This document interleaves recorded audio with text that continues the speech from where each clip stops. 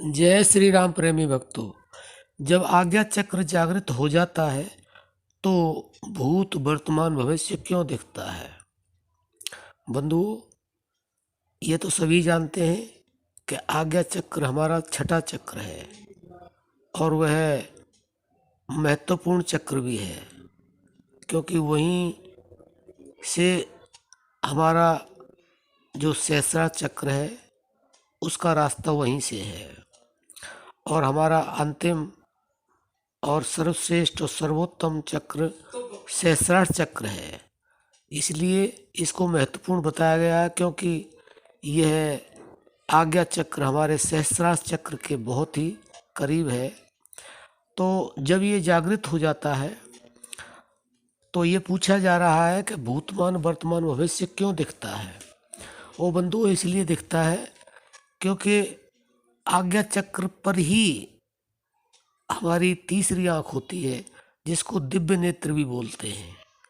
और जब तीसरी आँख खुल जाती है तो उससे ही भूतकाल वर्तमान और भविष्य का ज्ञान होने लग जाता है।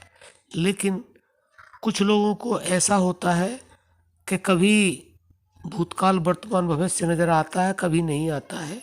ऐसा क्यों होता है? ऐसा इसलिए होता है क्योंकि जब हम लगातार साधना करते करते और बीच में रुक जाते हैं तो यह सब लुप्त होने लगता है। इसलिए श्री कृष्ण ने गीता में निरंतर शब्द का प्रयोग किया है कि अर्जुन, तू युद्ध भी कर और निरंतर मेरा भजन भी कर। तो निरंतर शब्द इसीलिए कहा गया है कि निरंतरता जब तक नहीं आएगी तब तक आपको निरंतरता न होने के कारण कुछ न दिखाई देगा, न सुनाई देगा और कुछ होगा भी नहीं। आप आगे नहीं बढ़ पाएंगे। अगर आप जीवन में सफलता चाहते हैं और आज्ञा चक्र जागृत हो जाने के बाद लगातार भूत वर्तमान भविष्य को देखना चाहते हैं तो आपको अपनी साधना को निरंतर करना ही होगा। जब आप निरंतर करते रहेंगे तो निरंतरता से ही आपको भूतकाल वर्तमान भविष्य नज़र आने ही लगेगा, वह कभी लुप्त नहीं होगा। तो इस चीज़ का ध्यान रखें। आप अपनी साधना को लगातार निरंतरता से करते रहें तो भूतकाल वर्तमान भविष्य आपका ऐसे ही आपको दिखता रहेगा जैसा पहली बार में दिखता है। यह लोग भूल करते हैं कि एक बार समझते हैं दिख गया तो दिखता ही रहेगा। ऐसा नहीं होता है। इस संसार में भी आपने देखा होगा, हम भोजन खाते हैं तो उसके बाद में कुछ समय के बाद फिर भूख लग जाती है, पानी पीते हैं फिर प्यास लग जाती है। ऐसे ही साधना में भी यह होता है, लेकिन लोग इस चीज़ को मानते नहीं हैं। जानते तो ज़्यादातर लोग हैं लेकिन मानता कोई कोई है, और जो मान लेता है उसके जीवन में यह सब होता ही रहता है, फिर ये बंद होता नहीं है।